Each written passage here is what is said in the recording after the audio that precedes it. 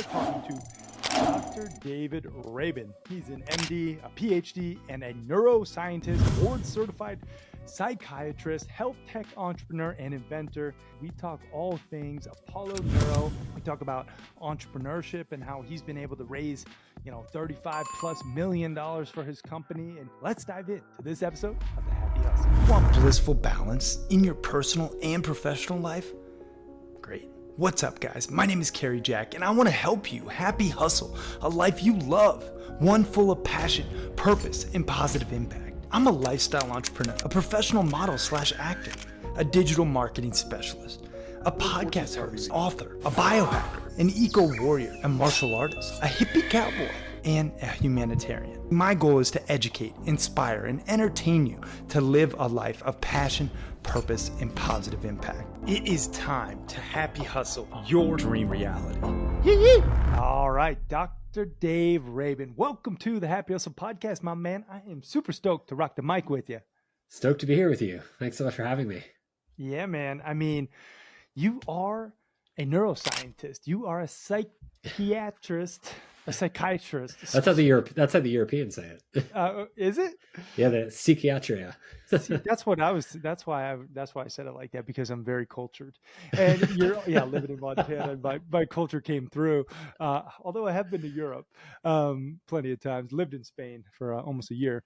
You're also a husband, a father, and a happy hustler, man. And we're talking today all about the Apollo Neuro. We're talking about how you are leading the evolution of medicine, mental health, and consciousness, and specifically how the happy hustlers can get some more good vibes in their life. And that's something I think we all want, especially given the turmoil and the AI inundation into our everyday reality and just the stress and anxiety I think a lot of happy hustlers feel. I mean, probably they feel less than the overall population, but there's a problem going on, and I'm looking forward to hearing your take on how we solve it. Before we get into all that good stuff, Dr. Dave, what is something interesting about yourself that not too many people know? I would say that one of the more interesting things about me is that and most people who know me these days don't know this part of me because it's been years since I've been able to do this, but I love competitive team sports. Nice. And not just team sports, but individual sports, and especially tabletop games. The interesting fact about me that most people don't know is that I played competitive level table tennis in high school and college. And we made nationals in college, which was amazing because we're a tiny school in upstate New York. And I was the only non-Asian person on the team. So I filled a special role of diversity. Representing. I like it, man. So you were the guys just like whacking the ball from like 30 yards away, just. I mean, I'm not that far, but okay, yeah. But yeah, we'll back up pretty far off the table if you let us, if we have the space. Yeah. Dang, that's fun. I will say, not to brag or anything, but I am 2009 Carnival Cruise champion on the ping pong tables. So yeah, no big deal. We got to play when we're in person. That'll be really fun. Yeah, dude. Yeah, let's get it going. Well, speaking of in person, you just walked me through this very personal experience. You like that segue? Of my Apollo Neuro band. I'm rocking it right now. It's vibrating, and it's giving me a hug, as you call it, right? A little, vibration that does a lot of more scientific things than you would imagine. And I'm excited to hear about this device in more detail, as well as, how it can really help people. Before we get into too much depth, talk to us about how you even came up with the Apollo Neuro. Well, it's an interesting story. We did not get there in any kind of linear or direct way. I grew up playing music and loving music. I grew up playing piano and trumpet with a little singing in the mix. I was never particularly good at any of them. And a lot of my friends really excelled. And so I loved listening to them play. I loved going to shows, like any shows, like classical music, folk music, rock, whatever I could get to, jazz especially. And just, I loved like the feeling that I got from hearing music that I loved, especially live music. And I think all humans know this feeling, right? It's like, that's that feeling when one of your favorite songs randomly comes on by chance. I mean, it's a complete state change, right? Yep. And a mood uplifter, right? Speaking of happy hustle. Amen. And so I just knew that feeling was very real to me. And it hadn't really been studied very much in neuroscience. And so that had an early life fascination for me, but then just kind of sat in the background for a very long time. And then I went to medical school, graduate school, postgraduate, like, psychiatry training, all of the schooling things that really sucked up all of my time.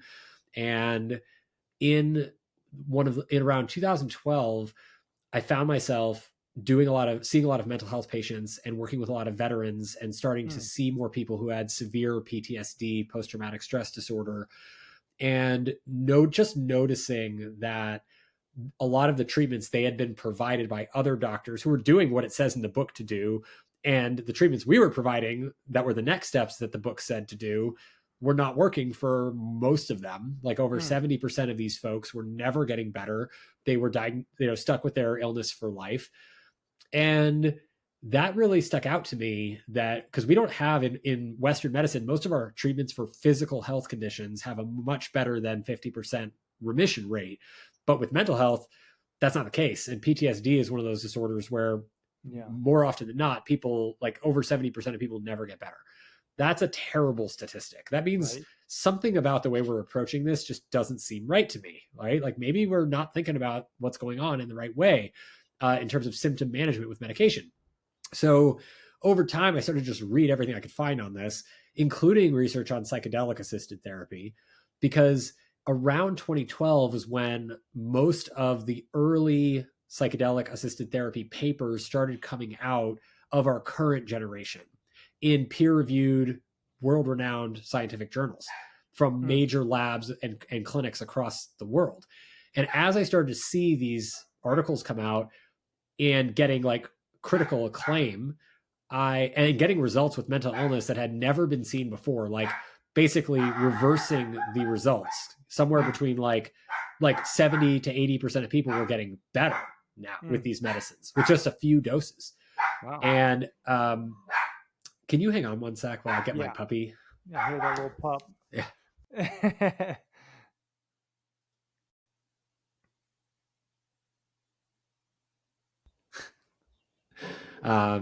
All right, we have a little 8-pound guard dog. Oh yeah, those are vicious. Yeah. We'll edit it out. No worries. Viciously loud. Yeah, right. So I'll start back a second. So basically I was reading everything I could find on these different mental illnesses and how they were being treated, and what was working, what wasn't working. And I found myself reading about Eastern and tribal medicine techniques, yoga, meditation, mindfulness, exercise-based approaches, psychotherapy techniques, everything. And then found psychedelic assisted therapy in 2012, which was just then starting to come out in some major world-renowned peer-reviewed journals. And psychedelic therapy was showing that the treatment outcomes were basically reversed compared to our traditional like SSRI, Western medicine, prescription-based symptom management approach. We're seeing with just 1 to 6 doses of a psychedelic, and it was 1 to 3 in 2012. They were dosing more than 3 doses. With therapy, people were getting to 70 to 80% remission rates at 6 months to 12 months out with just 1 to 3 doses. So that's literally the opposite result that we are currently seeing every single day in the mental health clinics. And I saw that. I'm like, am I the only one seeing this? Like, this is paradigm shifting for a field. This is like everything we've always wanted to have access to in terms of tools for psychiatrists and mental health providers to change, like turn the tides on the way we're treating mental illness and actually start moving towards a curative approach rather than a symptom management approach. Yeah. And yeah, and I was really inspired by that early psychedelic work, and I started reading more about that, and I found Rick Doblin, and I found everybody who's doing this work, and I just had to understand. I was, we really developed a passion for it, and had to understand how and why it was working, and eventually through the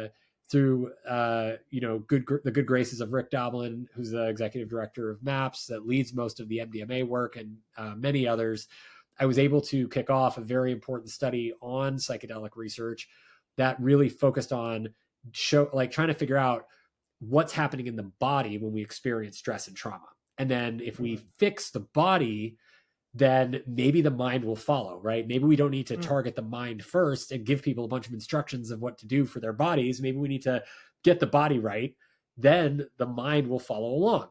And this is actually called bottom-up learning or experiential learning. It's a well-known way that we humans learn, particularly as children.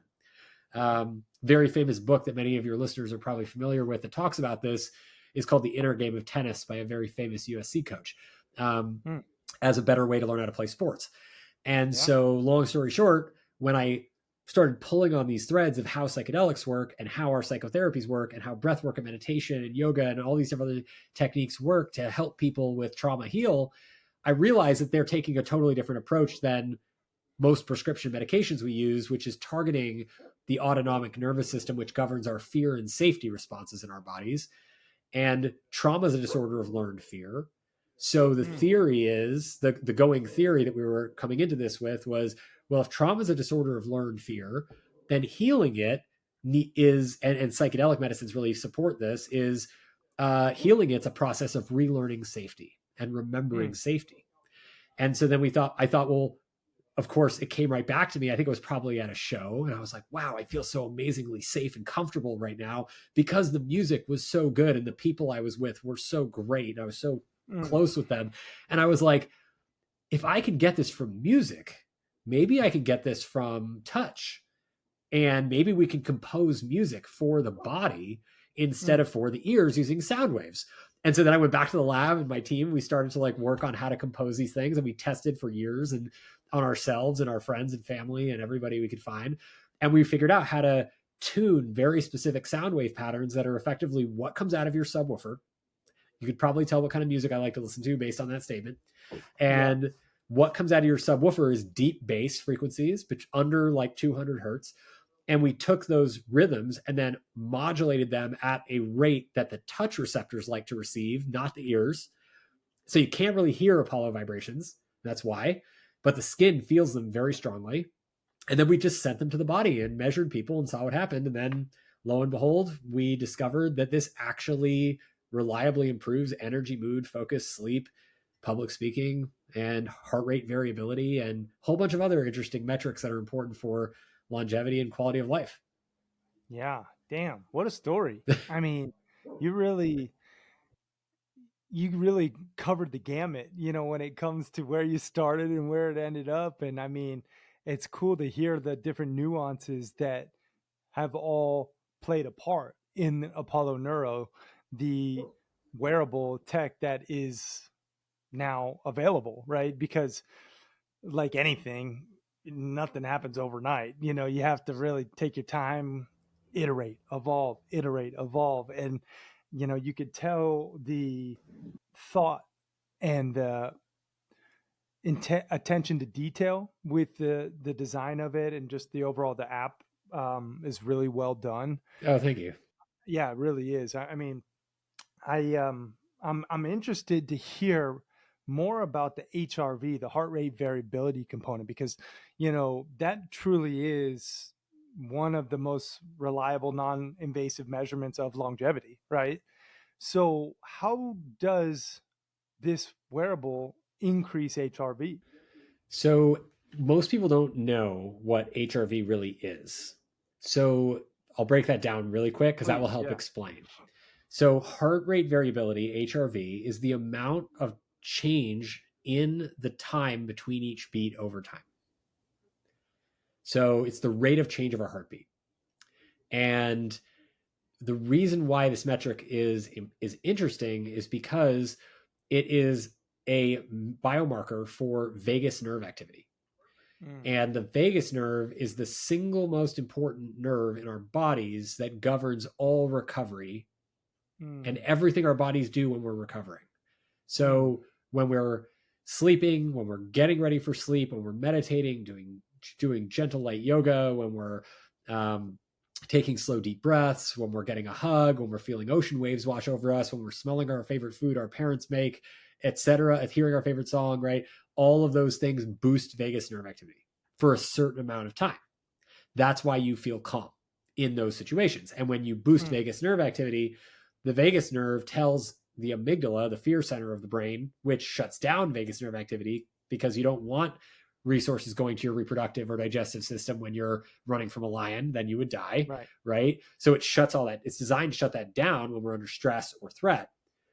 But when you're not under stress or threat, or it's when you're not under a survival threat, which is when the amygdala is really supposed to kick off the sympathetic stress response, the fight or flight response, the vagus nerve is supposed to be very active, facilitating constant recovery of the body round the clock when we're not running from a bear or running out of air or water or food.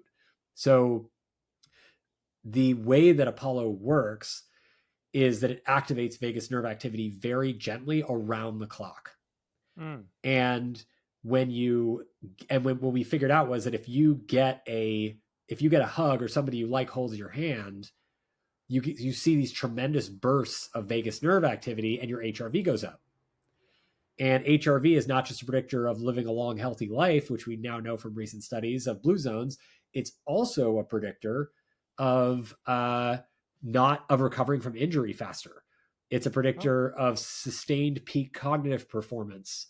It's a predictor of not making mistakes. It's as many mistakes. It's a predictor of decreasing your likelihood of getting sick and catching a cold. So there's all these things that having a high vagus nerve activity helps with, because it sends all the good resources like blood to your immune system and all the systems required to help keep us healthy and heal. So Apollo just activates the vagus nerve very gently through the soothing touch pathway using sound. And that's really what it's doing. But we never knew before we discovered this in 2016, 2017 at the University of Pittsburgh Medical Center. It was never known that you could activate the vagus nerve in this way anywhere on the body. It was thought you had to activate it through the techniques I mentioned earlier, or vagus nerve stimulators that activate the neck with electricity, or the ear, or certain parts of the body where there's a vagus nerve terminal on the skin. That was how it was done before. And what we discovered for the first time is that not only can you do this with sound waves, not electricity, but you can do it with sound waves anywhere on the body, because it's tapping into where the touch receptor nervous system interacts and interfaces with the vagus nerve. And so that's why Apollo is able to induce those effects that it does. And as you use it if you use it in the moment in the lab in a controlled setting, we see statistically significant HRV boosts around 10% within as little as 2 minutes under stress. If you use it over time, we see over the course of like months, every day or almost every day, we see people getting a cumulative heart rate variability boost that's 10% or more, roughly month over month, as long as they're using it consistently. But there's a training effect where the body learns that it likes having more vagus nerve recovery nervous system activity. It likes being calmer. It likes not being under threat, or feeling like it's under threat so often.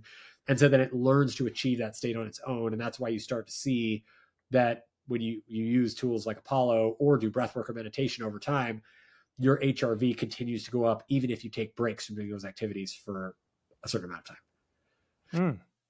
Wow. I mean, that's very interesting that the vagus nerve can get stimulated by these sound pathways.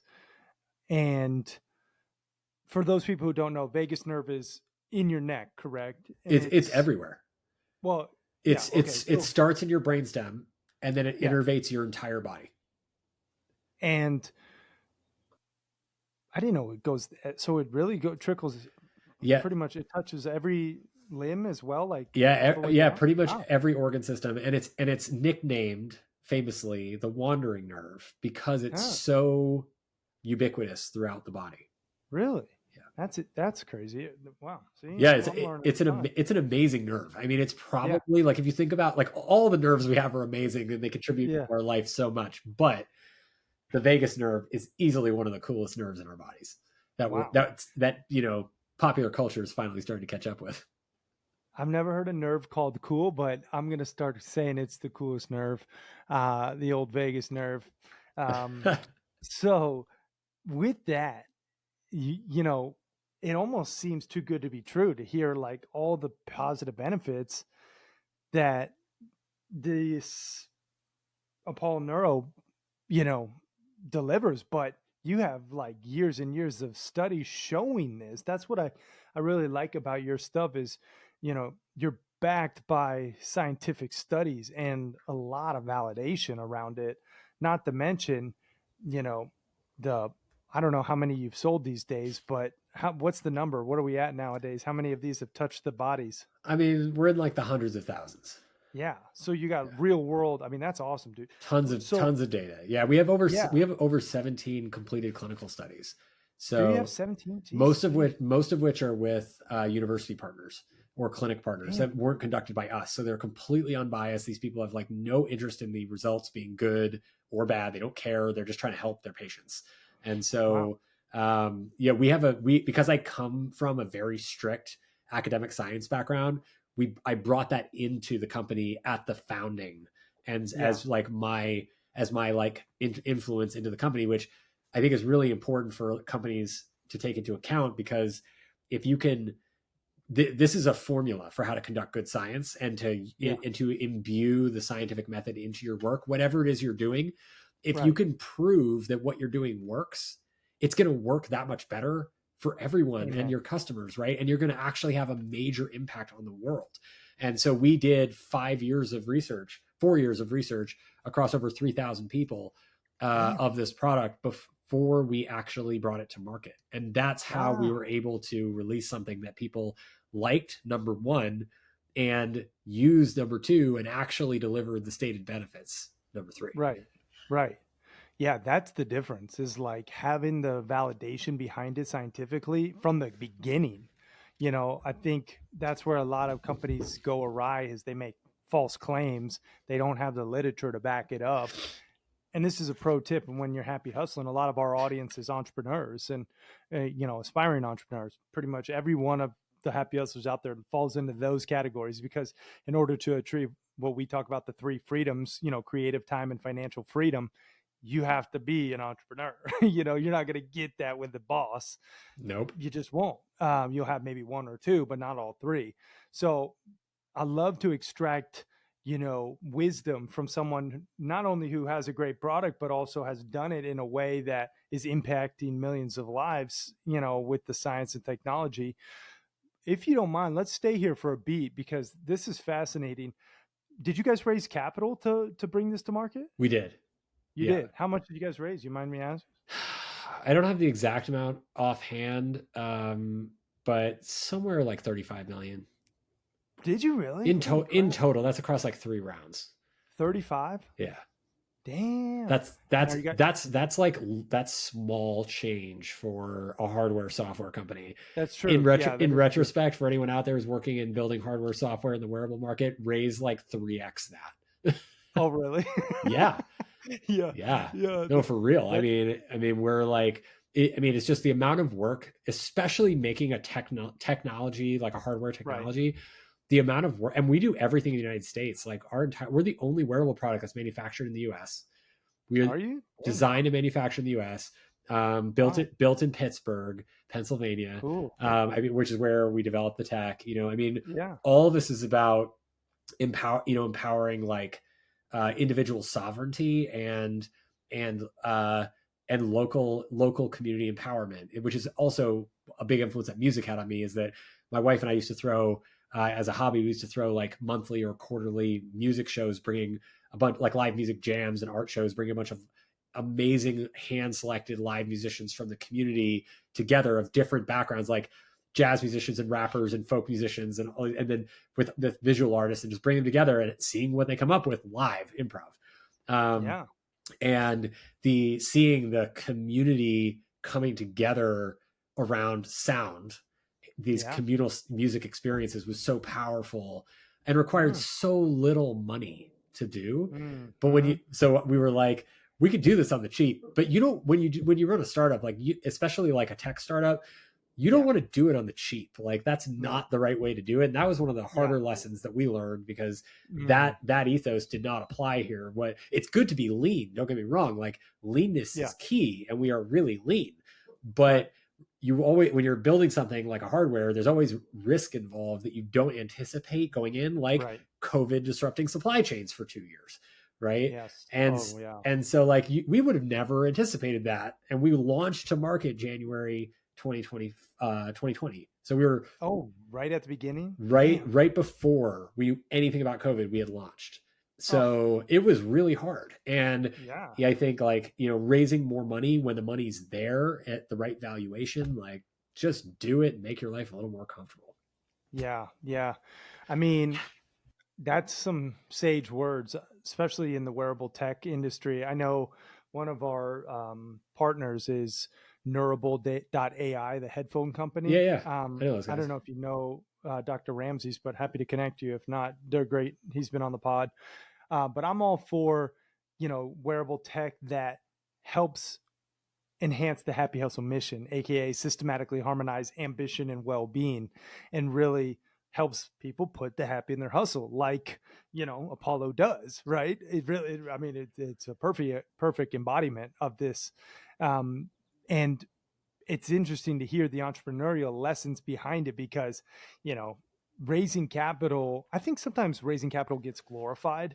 It's down and dirty work. Like you like, it's freaking hard. Yeah. It's a full-time job in and of itself. And then you got to run the business in addition. And then when you get the money, that's just another chapter of the work, right? Like you're legit, now you owe that money back, and you got shareholders, you got investors, you got people holding you accountable. People holding you accountable. Then you're literally building the plane while you're flying it. I mean, right. Yeah. I mean, are you guys at that break-even point where you're starting to become profitable, or still we're exceptionally close? We've been focused. Our entire business has been focused on profitability to become a self-sustaining business as quickly as possible. We are insanely close. We're within like a year of it. But it's awesome. I mean, we're just, it's just, it's a hustle. It literally is. And I think, to double click on something you said earlier that I think is a really important word that you use that most people don't think about that much, is the word harmonize, right? So this idea of like harmonizing, I think you said ambition and well-being, right? Yeah. And I think that is critical, as well as harmonizing mind and body, and harmonizing your entire life with your personal life with nature. Right. And like with the people around you, and harmonizing work and play, right? Like harmony across all domains of life is the ultimate goal, because harmony is what happens when you're at an orchestra or going to see a band, and they go from tuning up and playing out of tune, out of key, and sounding terrible, which is what our bodies are doing most of the time, to the symphony playing together in time, in tune with a conductor, which produces magnificent outcomes that you would have never foreseen if you had only seen them warm up beforehand, right? You would have never guessed they could create something so magical and incredible. And that's what our bodies are capable of inside themselves, and that we can manifest that harmony outside of ourselves in the world around us by harmonizing our mind and body, and harmonizing everything that's going on in here. And that's where it all starts. And so that's why I liked the way you described like harmonizing ambition and well-being, because that is really where it's at. Like it's very easy to dismiss well-being, which I have also been a culprit of. Yeah, I mean, when you're an entrepreneur, it's very easy to just dismiss well-being and focus only on ambition. And then I started that when I was in my medical training. So I've been at this for like a long time. And now I'm spending a lot more time focusing on, okay, well, now I need to restore the balance and the force between these two very important things, and not let them get all out of whack, because then my whole life gets disrupted. Amen to that, brother. I mean, you're, especially you as a new father too, because that's a whole nother, you throw in that to the mix. I know I became a father just, 20 months ago, and that threw everything Oh yeah. into a new state of disarray of, you want to systematically harmonize ambition and well-being, which is the definition of the happy hustle. That's our whole mission, right? And you think you're flowing pretty decent maybe with your wife or your husband, just as you two, and then you throw in a little meat sack little human who just cries and is dependent on everything, for you. And then you got to reassess, reevaluate, and then reharmonize. And I think Yeah. that happens as an entrepreneur many times, and with different variables. Maybe there's some type of trauma or adversity, or God forbid you lose someone close, or you lose a key hire. This is a constant state of reharmonizing, as we do with our bodies as well. So it's a great metaphor for that. I'm curious to ask you this, man, with your journey with Apollo, and going through this capital raise, going through this journey, as you know you're basically leading the charge on a scientific front, but also you got to wear the hat as an entrepreneur, marketing, sales, fulfillment. Like, you're doing a lot. I know your wife is also a part of the business. She's the CEO, right? Yeah. and Yeah, and we share a lot of responsibilities, but she bears the brunt. right. Yeah. And but that also probably has its own complications, working with your spouse. I know I have had mine with my, we had a business together, and I was like, all right, it's either the relationship or the business. Which one's going to go? And so we killed the business to save the relationship. Now we're on round two, and she helps with the happy hustle. But now we figured out this thing called autonomy of roles, which I think is key when it Yeah. comes to working with your spouse. Anyway, this is my long-winded way to ask you, what would you do differently if you had to do something over? One key thing that you were like, damn, I wish I would have zigged when I zagged with this whole journey. All right, my happy hustlers out there. Imagine a set of headphones that don't just play music, cancel noise, and take calls, but also optimize your brain and focus in the process. Well, that is what Nurableai is all about. And these specific neurotech powered headphones, which track your brain waves in real time using these EEG sensors to help you improve focus, flow, and mental recovery. See, with Nurable's AI-driven insights through their app platform, you can actually get personalized feedback on when you're in deep focus, when you're drifting off track, and when you need to take a brain break. That way you can lock in longer, work smarter, and reduce cognitive fatigue. And the best part is you get the hookup for being a part of the Happy Hustle Tribe. You can save $100 by going to Nurable.com and using code HAPPY to save. I'll tell you what, they're made for high performers who are out there happy hustling a life that they love, both personally and professionally. And they fit with our brand mission, which is to avoid burnout and achieve that blissful balance. So I'm super stoked about this new tech that's out there, and Nurable being a partner of ours. And I hope that you give them a go, especially if you're in the market for a new headphone. These are how you can ultimately increase your productivity and avoid burnout. If your brand doesn't look legit, people aren't going to treat it like it is. So whether you're building a biz from scratch or you're leveling up your current brand, 99 Designs by Vista is the ultimate creative platform for you to bring your vision to life. From logos design to app design to packaging to book covers, you name it, 99 Designs connects you with top freelance designers from around the world to create custom, memorable designs you love. We have personally at the Happy Hustle used them for book cover designs, logos, and now currently we're running a design contest for our swag shipping box. So that way, when you get a package from us, everything's branded and it looks super professional and on point. Now, you have two different ways that you can work with them. And basically, it's simple. You run a contest, let the global design community submit ideas, and then you pick the best one, or you work one-on-one with the designer who gets your vibe from start to finish. And because you're a part of the Happy Hustle Tribe, you get an exclusive $25 off your first design contest. All you gotta do is just go to 99designs.com/happy and then claim your discount, and then watch your brand glow up, my friend. Do yourself a favor and just don't DIY your design. Let the pros at 99 Design by Vista help your brand thrive.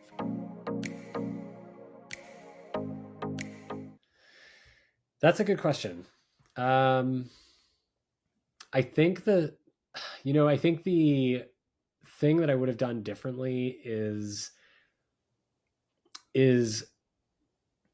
you know, hold the people that I'm working with more accountable, like to the level of accountability that I generally hold myself to. Mm, Um, I think that when I started this work, I had no experience, virtually zero experience in entrepreneurship. mm, And so, and I had managed a lot of employees in the hospital. But the difference that I did not recognize up front is that in the hospital, there's other people and systems holding everyone accountable. And right. so if a nurse or a junior physician or a staff member, team member doesn't do what the doctor says to do, and somebody gets hurt, it's a Mm, real problem and they can lose right. their jobs almost immediately. And so, and most of those people, generally speaking, like their jobs caring for people. And so there's this mutually aligned incentive around patient care first, generally speaking, despite what many people's experiences are probably like in the healthcare system today. That's the way we're all taught. And that's the way it was when I was working full time in the hospital. And when you ask somebody to do something, they did that shit quickly. Yeah. And if they Yeah. couldn't get it done by the end of the day, they would text you or send you a note that was very clear that said that they didn't do it and why, and that they would get Right. when they would get to it to complete it. And if it was urgent, then I would go in and do it myself, but I would know that it wasn't done. Mm, And there was a very, very clear communication, very clear expectations, very clear accountability. In most businesses that I've worked in, I've noted, and in particularly like even in my own business, I've noticed that that are outside of the hospital, there is a right. very different ethic around work, which is, Mm, and this is something that I didn't notice in the hospital. I'm sure it exists, but there are a lot of people who, in your business as employees, think that it's their job to make it look like they're working. yeah. Quiet quitting. They're not actually working. Right. It's Right. it's like that episode of Seinfeld with George where he always looks like this when his boss walks Yeah. by. And you're like, oh, George, he's working so hard. And he's just Yeah. like Yeah. Yeah. screwing off all the time, you know? Yeah. Like that is real. Like Seinfeld is a Oh, brilliant show, and they call that out because that's been real for a long yeah. time.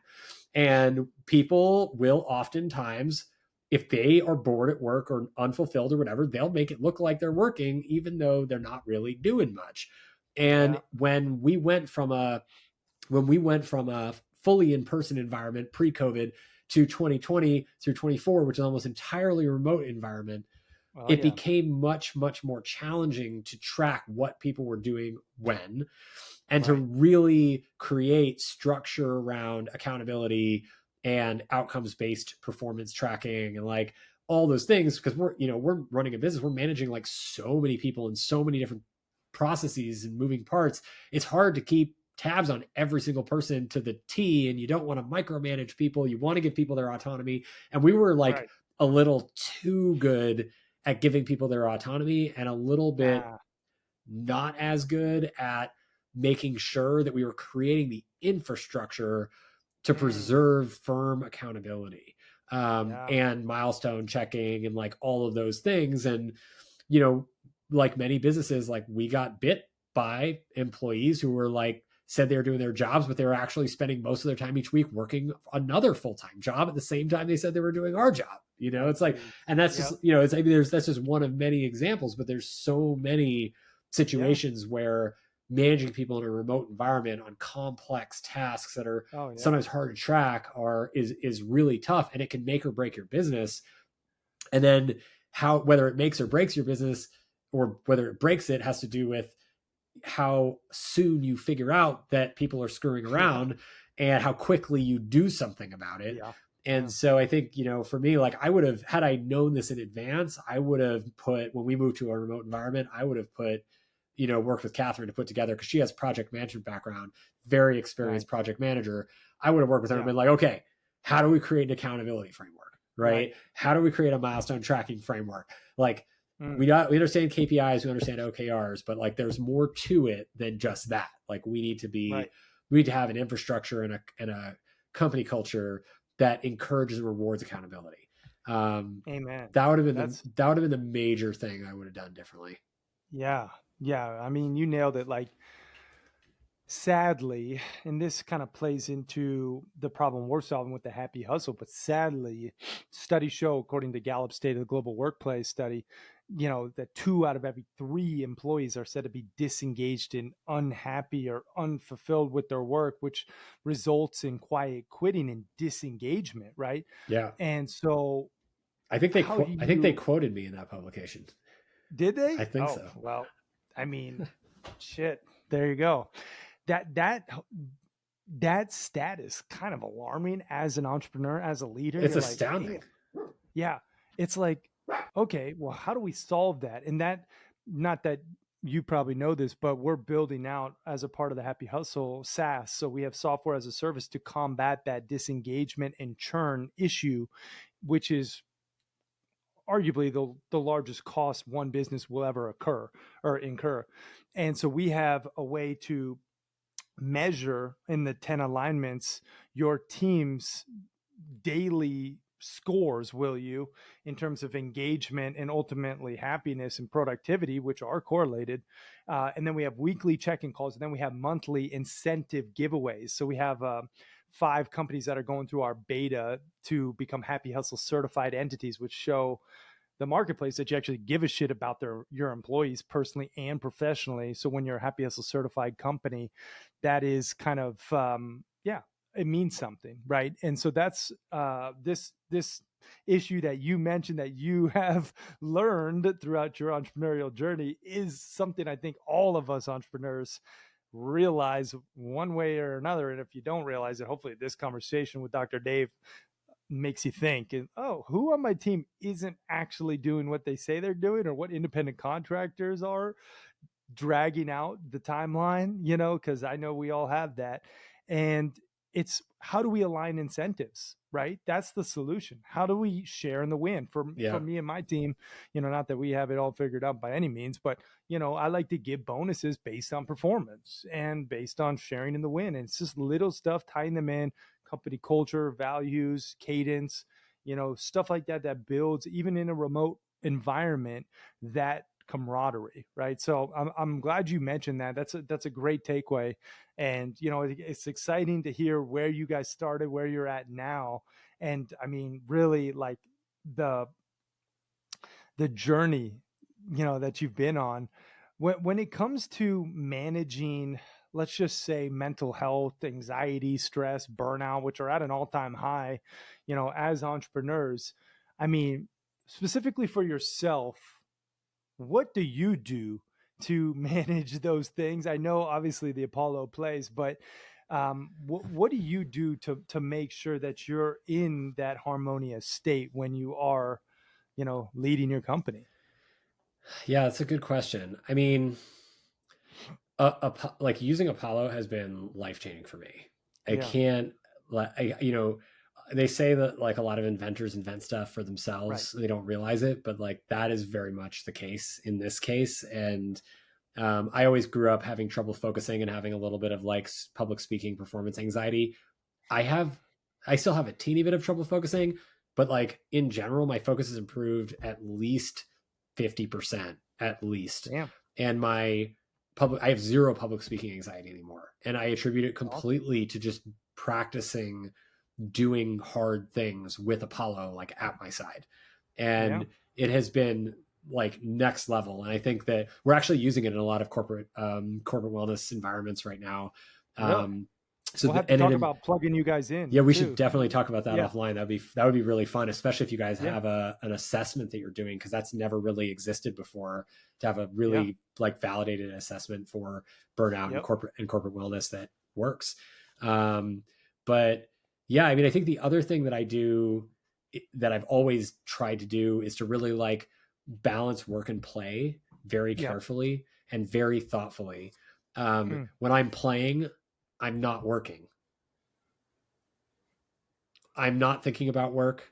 I mean, I might have like ideas that come to me and I'll write them down, but then I'm done, right? Like Yeah. I'm not thinking about what I did wrong that day, or all the stress I have about doing things the next day, and I'm not thinking about scheduling calls or actively scheduling calls or meetings. Like I'm not checking my email. I'm like, generally when I am playing, I am in play mode, and that's what I'm doing. And I Nice. am present with that. And I feel like I get very much restored by play, which is something we certainly don't do enough of anymore in our Right. society since we were little Yeah. kids. But play is essential for human health and thriving. Amen. It's essential. Amen. Like we need to play or we will feel bad a lot of the time. Yeah, Like it's it's so true. just, it's like the replenishing joy that we get as an activity. And Mm. so play can take any number of forms, but for me, it's like sailing, swimming, hiking, dancing, Heck yeah. cooking, like that kind of stuff. You like when I'm in it, I'm in it, and that's what I'm doing, and I love it. Yeah. And I get so much out of it, and I feel so restored after. And I think for to some extent, I've the hard part for me has been having to schedule that time Mm. because like to make it as much of a priority for me as work because I schedule all my work stuff and so automatically it takes over my calendar. It becomes the priority because it's in the calendar. And then I wasn't Mm. scheduling my playtime because I was like, I'm just going to do it when I have time. Right. Again, that was my ambition, taking the reins and creating dissonance with my wellness. And so then I Mm. realized I was talking with my own therapist one day and I was like, which I highly recommend everybody get a therapist you talk to at least once a month. It is so Mm. helpful to have somebody who's not connected to the rest of your life that you can just Yeah. vent to if that's all you use it for. But Yeah. I've learned so much about being a great therapist just from working with a great therapist over the Right. years Right. and so much about myself. And one of the things that she brought up to me was just like such a simple concept of like, have you ever thought about scheduling your playtime? Oh yeah. And I'm like, not really. And she's like, well, try it and see if you Yeah. feel better. And I started doing it. And guess what? I feel better. So there you go. Yeah. You're literally preaching the choir, man. This is stuff we talk about. One of our 10 alignments is passionate hobbies. And literally in our book, The Happy Hustle, I say you got to schedule it, treat it like a meeting, treat it like a date night. You have to be fully there, present for yourself. It's And that's as when a lot important. of It's it's as so important. important. And the biggest thing that I find is do so guilt free. I feel like we can feel guilty giving to ourselves. We give to our family, we give to our friends, we give to our clients, we give to our businesses, we give to everybody else. But when it comes to our time to ourselves, high performers have a hell of a time just doing so guilt free. And you got to do that if you want to be a happy hustler. That's for damn sure. Yeah, And the definitely. science is out on it too. Like it sparks so much creativity. You actually have time to down regulate your nervous system. You have time to really just be learning new skills and connecting different hemispheres of the brain. It is the neurogenesis that takes place when you learn a new hobby. So I highly recommend that if you do nothing else, get an Apollo and then get some hobbies. So, and I know people are probably like, all right, where the heck do I get one of these damn things already? It's probably on my list of action items now. After listening to this, I got to get an Apollo. Where's the best place for them to learn more and to pick one up? You're muted, by the way. Sorry about that. No. Well, this year we actually just released Apollo as a software application that you can get for iPhone that is free for everyone to try. And Yeah. so if you have an iPhone, you can literally just go to the best place to go is go to your app store, your local app store on your iPhone, Yep. and download the Apollo Neuro app. It's 2 words, APOLLO space NEURO. And then you download that app and you open it, and it will walk you through within 60 seconds what this experience is, why it works, why it feels the way it feels, and how to get more of that in your life. And then you can create a free account and use it anytime you want for free. There's a pro subscription option if you like to get access to more experiences and different aspects of the app that are really fun. So that's where I would recommend all iOS users go to check this out. If you don't have an iPhone, go to our website, apolloneuro.com. The wearable, or you go to wearablehugs.com if that's easier to remember. And the Apollo wearable does work for both Android and iPhone. And it's great for all the daytime stuff that we've been talking about here. I would be Yeah. remiss if I didn't mention that the single best benefit, like biologically, physically speaking, as a health benefit that we've seen ourselves and from our clinical studies from using Apollo regularly is actually using it at night for sleep. And Oh, we see people in our clinical trials. There's one coming out this year about this. It's a massive study with over 1,000 people. And we've seen people get, on average, between 30 and 45 minutes of sleep a night within days of using this product. So getting 30 to 45 minutes of, what do you mean? more Increased sleep, REM sleep? more total, more sleep. total sleep.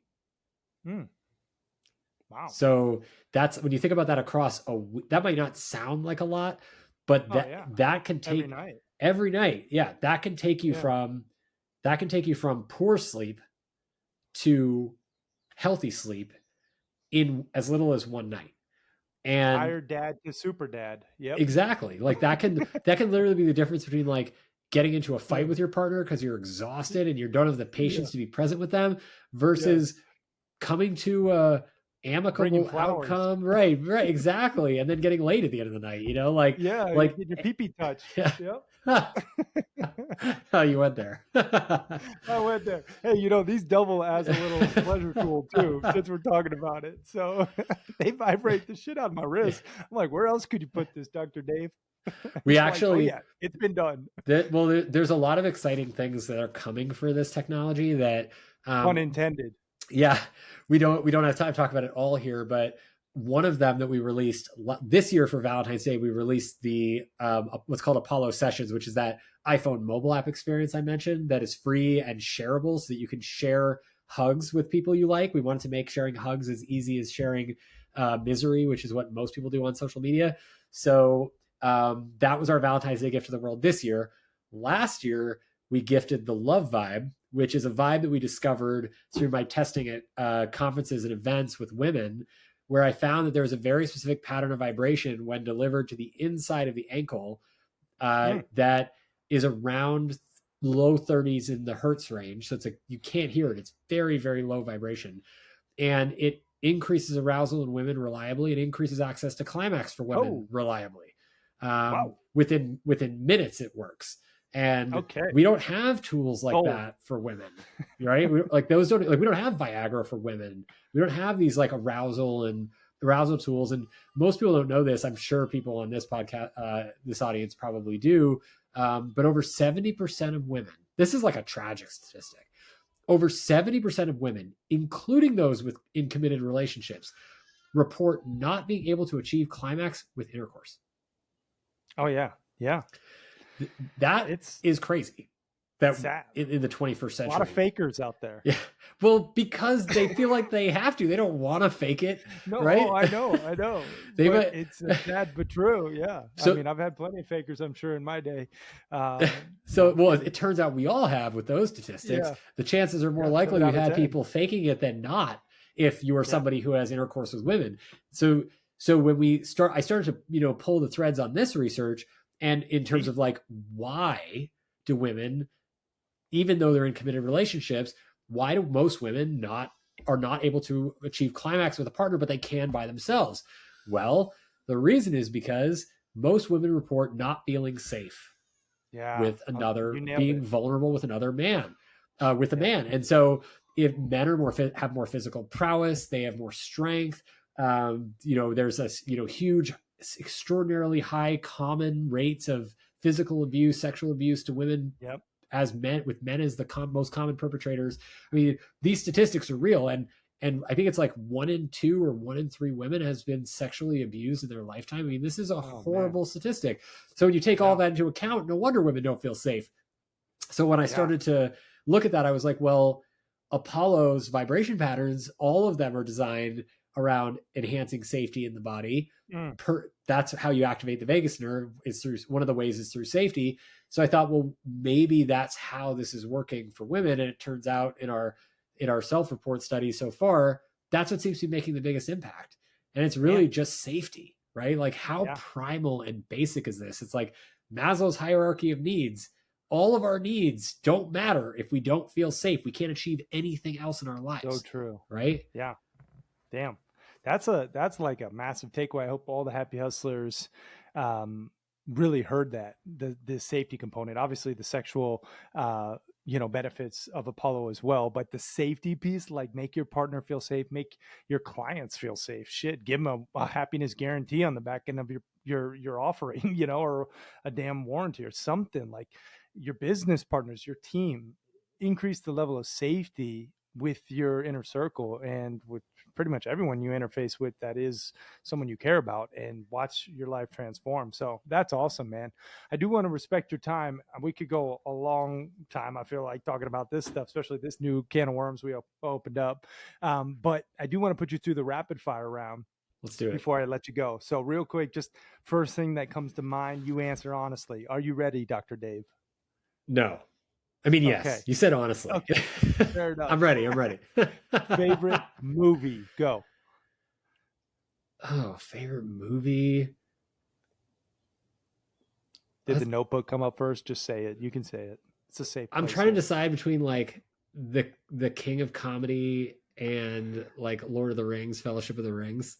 Okay. Hey, but just because I have like a really like heartfelt association with like my fantasy days as a kid, I think in terms of like overall, I mean, I would say it falls somewhere between those two. It's hard to pick.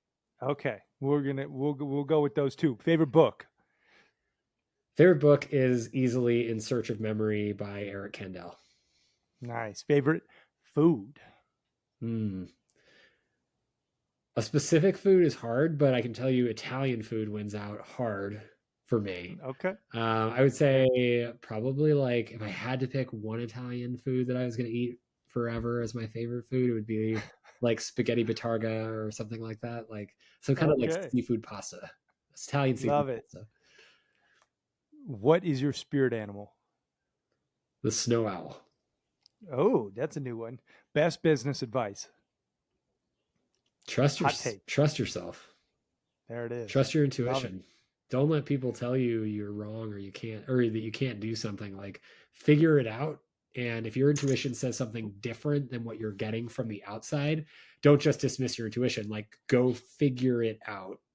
Yeah. Why your intuition is telling you something, do the research and use the scientific method combined with like intuition and science are not opposed. I think we can use a scientific method to prove to ourselves that our intuition is based on reality. We just don't understand necessarily what it's based on because most of us never learned to listen to it. But the best entrepreneurs and the most successful ones are intuitive entrepreneurs. And I think that is really key. It's taken me a long time to learn that one. Yeah, so true. 3 things you're most grateful for today. Waking up, being able to take a breath, and having running water. There you go. And if you had a billboard for the world to see with your last piece of content on there, what's that billboard read? Be grateful. Love it. Dr. Dave, man, I just want to take a moment to acknowledge you for sharing your love, your light, your wisdom, your Apollo Neuro, your science, all of the amazing breakdowns that you bestowed on us, as well as the entrepreneurial lessons today. This was a really great episode. I hope you enjoyed it. I sure did. And I just want to take a moment to say thank you for being with us today, man. Of course. Yeah. Thanks for having me. This was really fun. Yeah, great shares. And I hope everyone goes out and, checks out Apollo Neuro. Where's the best place for people to follow you online? Where are you most active as well? Probably most active on Instagram.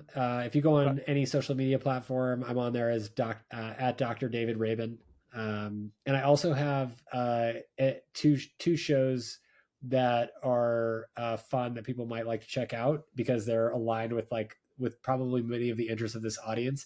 One of them is, they're both on Spotify and Apple podcast. One of them is called the Psychedelic Report, which is the main psychedelic news show that brings you like unbiased news and experts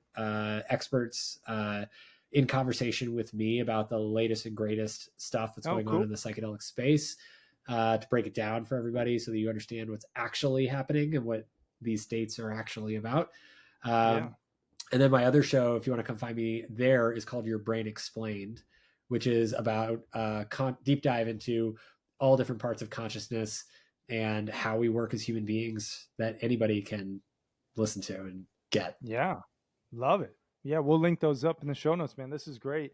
Tie a bow on everything we talked about, just real quick. What do you want to leave the happy hustlers with?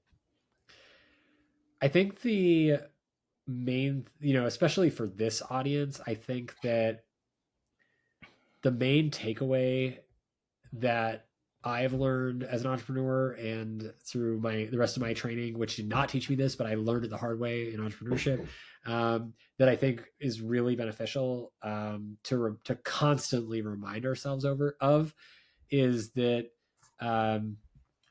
we can do anything. Like we can literally do anything, whether you're religious or not. God created man and woman in their image, right? Like we are created in God's image, and we are, whether you believe in God or not, we are powerful creatures in the world. We have the ability, like, look how much the world has changed just since humans have been here in such a short time. The world barely changed at all before we got here. Now look at it, right? Like we don't even know if the world's going to exist the same way that it is now in 10 or 20 years. Like everything's changing so fast because of how powerful we are. When we forget our power, and that power lies in our attention, our ability to control ourselves, our actions, right? Like we forget where our power lives inside of us and that we have it, we give it away. And then other people use it for their purposes. As soon as you remember that you have power, real power to change the world. Single people have changed the entire world, right? Like when we realize the power of that is pretty incredible, right? And it just I think it should make everybody so excited to be human and alive today, right? Because like the potential of what we can accomplish is completely unknown on an individual level, let alone a team level, right? The potential is completely unknown. So, life might be really hard right now for you as an entrepreneur out there. It's certainly been a rough week for me, but I can tell you, like, just keep remembering, like, the meaning of life is not anything other than just to discover what you are capable of in this life, including how much happiness you can feel and achieve and invite into your daily life as part of what we're capable of. If we're not doing it with joy, why are we doing it? Preach it. Woo! That was beautifully said, man.